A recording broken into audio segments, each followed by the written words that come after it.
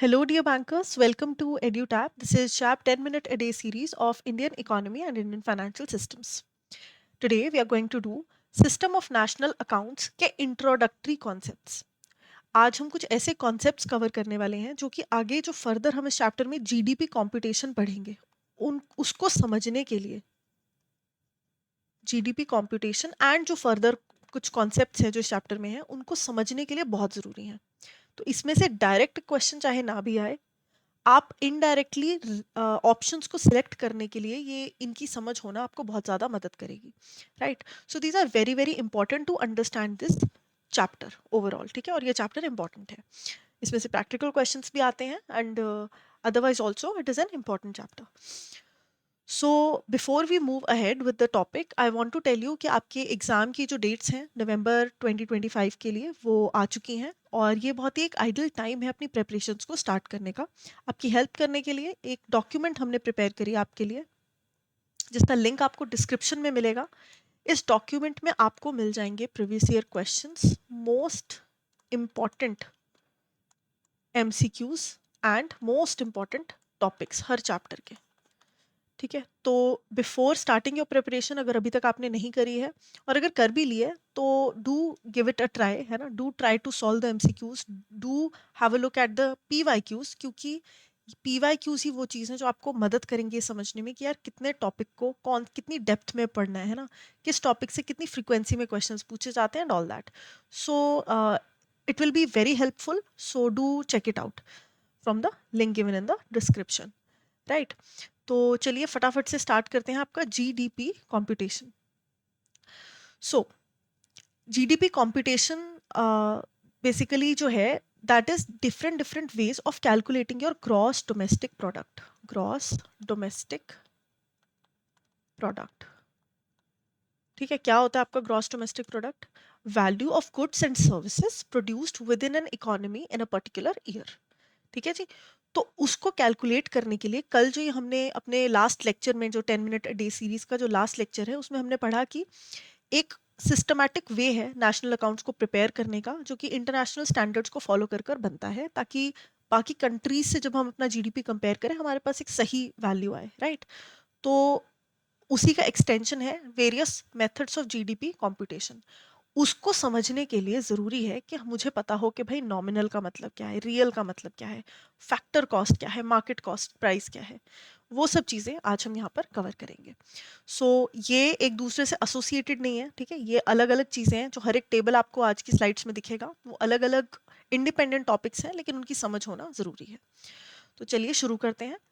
Nominal and real. First of all, what is nominal, what is real? जब भी ये word nominal इस्तेमाल हो तो मुझे चाहिए कि आपको याद आए कि नॉमिनल का मतलब होता है मार्केट प्राइस.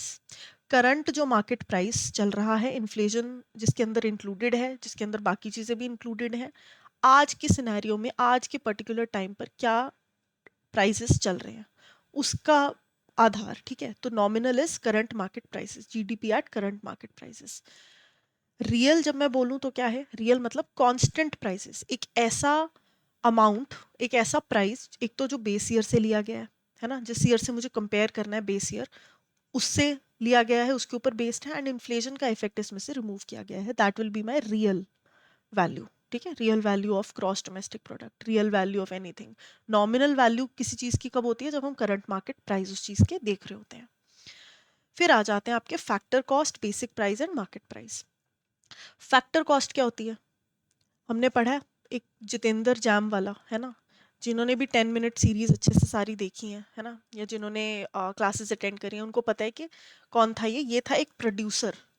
और ये प्रोडक्शन का कॉन्सेप्ट समझाते हुए मैंने बताया था कि हर चीज को प्रोड्यूस करने के लिए 4 फैक्टर्स ऑफ प्रोडक्शन लगते हैं, उनको बोलते हैं फैक्टर कॉस्ट, ठीक है. तो जो 4 फैक्टर्स ऑफ प्रोडक्शन किसी भी गुड या सर्विसेज को प्रोड्यूस करने के लिए लगते हैं, जैसे कि वेजेस, रेंट, इंटरेस्ट, प्रॉफिट, इसको हम बोलते हैं कॉस्ट ऑफ प्रोडक्शन, यानी कि फैक्टर कॉस्ट.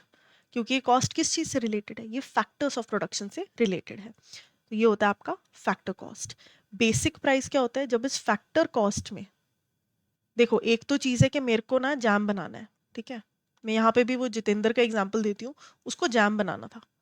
तो कर करा के उसके पास लैंड थी, थोड़ा सा रेंट उसको देना पड़ा लैंड को यूज़ करने का, लेट्स से 100 रुपीज़, ठीक है। लेबर को 20 रुपये देने पड़े, अपने आप का प्रॉफिट 10 रुपये निकालना पड़ा, ठीक है। एंड लेट्स से 20 रुपीज़ और जो है वो उसने कैपिटल उठाया था, बैंक से पैसा उठाया था, उसका इंटरेस्ट पे करना पड़ा। 150 इज़ द टोटल कॉस्ट। तो यहाँ पर क्या हो जाएगी 150? 150 will be the factor cost, ठीक है। अब इस फैक्टर कॉस्ट पे जब मैं टैक्सेस को भी एडजस्ट करती हूँ, फिर मेरे पास आ जाते हैं बेसिक प्राइस या मार्केट प्राइस। टैक्सेस को कैसे एडजस्ट करना है? देखो, जब भी हमें किसी चीज़ का कॉस्ट देनी पड़ रही है ना, हम कोई चीज़ बना रहे हैं, हमें उस पर पैसा लगाना पड़ रहा है, जब हम उसके ऊपर टैक्सेस भी पे करते हैं तो मेरी कॉस्ट इंक्रीज हो जाती है। तो जब मैंने प्रोडक्ट के टैक्सेस खर्चा किया तो वो कॉस्ट में ऐड हो गया, लेकिन जो मुझे गवर्नमेंट से एज अ प्रोड्यूसर सब्सिडीज मिल रही हैं वो इससे माइनस हो जाएंगी। क्यों? क्योंकि वो कहीं ना कहीं मेरा खर्चा कम कर रही हैं, जो भी सब्सिडीज मुझे मिलेंगी, राइट। तो अगर मेरी कॉस्ट थी 150, लेट्स से कि मुझे गवर्नमेंट को 50 रुपये टैक्स देना पड़ा अपने जैम पर, लेकिन गवर्नमेंट ने, क्योंकि मैंने नेचुरल उनका इस्तेमाल किया था इंग्रेडिएंट्स का, मुझे सब्सिडी दे दी 30 रुपए की, तो मेरा खर्चा कम हो गया कि नहीं? बिल्कुल हो गया, राइट। तो ये है concept basic price and market price का। जब हम टैक्सेस को ऐड करते हैं और सब्सिडीज को माइनस करते हैं तो मेरे पास बेसिक प्राइस आ जाता है। कौन से taxes? Production taxes and production subsidies. Factor cost में जब मैंने इन टैक्सेस एंड सब्सिडीज को एडजस्ट कर लिया, बेसिक प्राइस आ गया। जब मैंने बेसिक प्राइस पर product taxes and product subsidies को एडजस्ट कर लिया तो मार्केट प्राइस आ गया। अब आपके दिमाग में क्वेश्चन आ रहा होगा कि मैम वो तो ठीक है, लेकिन प्रोडक्शन एंड प्रोडक्ट में क्या डिफरेंस है? तो ये डिफरेंस है, प्रोडक्शन टैक्सेस होते हैं इंडिपेंडेंट ऑफ आउटपुट। मुझे लैंड एक लेनी है जिसके ऊपर मुझे अपनी मशीनरी लगानी है, उस लैंड के ऊपर मेरे registry charges, stamp duty, what जाएगा। कुछ ऐसा सामान बनाना है जो कि एक्सपोर्ट करना है, लाइसेंस उसका लेना पड़ेगा, लाइसेंसिंग फी।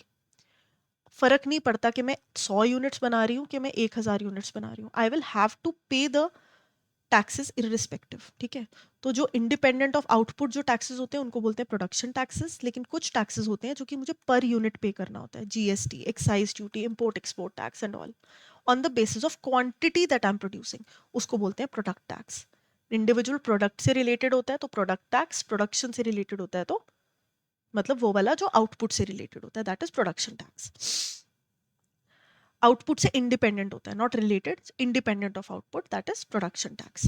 तो ये हो गया एक और कॉन्सेप्ट। फिर आ जाता है आपका GVA and GDP. GVA is gross value added. हर प्रोडक्शन के स्टेप पर कितनी वैल्यू ऐड आप कर रहे हो। 100 करोड़ की गाड़ी, 100 करोड़ कह रही हूँ, 100 लेट्स से 100 रुपये की आपने कोई चीज़ बनाई, ठीक है। आपको इसका एक्सपेंस जो है वो पड़ा था लेट्स से 80, तो इसका जो ग्रॉस वैल्यू एडेड जो हो जाएगा ना इस स्टेप के बाद, लेट्स से रॉ मटेरियल का 80 रुपये के आ गए, 80 रुपये के रॉ मटेरियल लग गए, तो आपकी जो ग्रॉस वैल्यू एडेड है वो हो जाएगी 20 रुपीज़ हर स्टेप पर, ठीक है। तो मान लो आपकी प्रोसेसेस में 3-4 स्टेप्स हैं, तो पहले स्टेप पर मान लो आपने 20 रुपये का कुछ सामान लिया, अगले स्टेप पर उसको 40 का बेचा, तो ये जो इनका डिफरेंस है that will be the GVA इस पॉइंट पर। उसके बाद आपने 80 रुपये और इसमें वैल्यू ऐड करी तो अगले वाले का जो हो जाएगा it will be 40 and so on, ठीक है जी। तो GVA is cross value added and GDP is gross domestic product, value of goods and services. ये सप्लाई साइड से कैलकुलेट होता है, ये डिमांड साइड से कैलकुलेट होता है, ये quarterly growth and sectoral analysis के लिए इस्तेमाल होता है। ये जीडीपी जो है इंटरनेशनल कंट्रीज, जो मतलब इंटरनेशनल कंपैरिजंस जो करने होते हैं कंट्रीज के बीच में, उसके लिए इस्तेमाल किया जाता है। फिर आ जाते हैं आपके gross national product and gross national income. Now gross national product जो है this is the total production by citizens. Indian citizens पूरी कितनी प्रोडक्शन ओवरऑल कर रहे हैं, ठीक है। इकोनॉमिक प्रोडक्टिविटी देखने की ये काम आती है और इसमें गुड्स एंड सर्विसेज सारे के सारे जो नेशनली प्रोड्यूस किए जा रहे हैं वो आ जाते हैं, इंडियंस के द्वारा प्रोड्यूस किए जा रहे हैं। Gross national income on the other hand is total income earned by the citizens, ठीक है। तो इंडियन सिटीजन्स के द्वारा टोटल इनकम कितनी अर्न करी जा रही है, ठीक है। तो इसका यूज क्या है, नेशनल इनकम को कंपेयर कर सकते हैं, and wages, interest, rent, profit, ये सारा का सारा ग्रॉस नेशनल इनकम का पार्ट आ जाता है। कैलकुलेशन अगर हमें इनकी करनी है तो ग्रॉस नेशनल प्रोडक्ट में जीडीपी और इसमें ऐड करना होता है income from Indian assets abroad. Foreign में अगर कोई इंडियन एसेट है जो कि इनकम अर्न कर रहा है तो हम इसमें ऐड कर देंगे और माइनस करेंगे income by foreigners in India. India में अगर कुछ ऐसे गुड्स एंड सर्विसेज प्रोड्यूस हो रहे हैं जो कि फॉरेनर के लोग, मतलब फॉरेन के लोग प्रोड्यूस कर रहे हैं, they are not Indian citizens, तो उसको हम माइनस कर देंगे। GNI में GDP plus taxes from abroad plus wages property and income from abroad, ये सब चीज़ें ऐड हो जाएंगी। ठीक है जी। तो ये आपके कुछ इंट्रोडक्टरी कॉन्सेप्ट्स हैं which will help you a lot in understanding the chapter. Now, if you're preparing for JAB, if you want a course that helps you to prepare for JAB, let me tell you, we have a few options for you here. आप master course जो है उसमें enrol कर सकते हैं, जिसमें आपको सारी की सारे कॉन्सेप्ट्स जो हैं वो अच्छे से क्लियर हो जाएंगे। इसके अलावा आप edutap.in पर जाकर जैब कोर्सेज एक्सप्लोर कर सकते हैं, और यहाँ पर आपको 2025 में आपके जो डिफरेंट डिफरेंट ऑप्शंस यहाँ पर दिख जाएंगे। One we have a master course, अगर आपको सारे कंपोनेंट्स को कवर करना है बहुत ही बढ़िया तरीके से डिटेल में जाकर, देन मास्टर कोर्स आप देख सकते हो। इंडिविजुअल कंपोनेंट को अगर कवर करना है, आपको मान लो सिर्फ AFM की तैयारी करनी है, PPB की करनी है, IEIFS की करनी है, तो आप इंडिविजुअल कोर्सेज भी ले सकते हो। बट जो सबसे इस पॉइंट पे रेलेवेंट एंड बढ़िया जो आपके लिए काम कर सकता है, that is live crash course, जिसमें अगेन सारे के सारे टॉपिक्स जो हैं आपके बहुत ही कम लेस स्पैन ऑफ टाइम में कवर हो रहे हैं। लाइव क्लासेस इसमें आपको मिलेंगी, कॉन्सेप्ट नोट्स मिलेंगे, और ये सारा सारा कुछ जो यहाँ पर आप देख सकते हो ये मिलेगा आपको।